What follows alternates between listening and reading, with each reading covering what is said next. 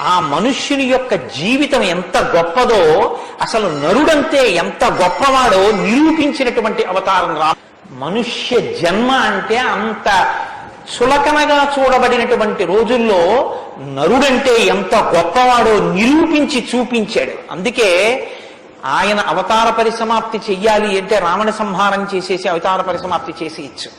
కానీ ఆయన అలా చేయలేదు, ప్రతిజ్ఞ చేశారు. దశవర్ష సహస్రాన్ని దశవర్ష శతానిచ, నేను 11,000 సంవత్సరములు ఈ భూమండలం మీద నడుస్తానన్నారు. దేని కొరకు అంటే 11,000 సంవత్సరములు నేను ఈ భూమి మీద ఉండి భార్యాసహితుడనై బిడ్డల్ని కని ధర్మాన్ని అనుష్ఠించి ఒక నరుడు ధర్మాన్ని పట్టుకుంటే ఎంత గొప్పవాడు కాగలడో నిరూపిస్తానన్నాడు రాముడు.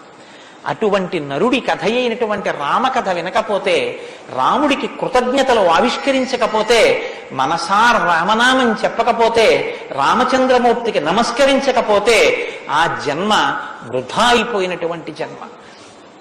అంతటి మహాత్ముడు రామచంద్రమూర్తి. కాబట్టి వేదవేద్యే పరే పుంసీ జాతే దశరథాత్మజే వేద ప్రచేతసాదాసీత్ సాక్షాత్ రామాయణాత్మన.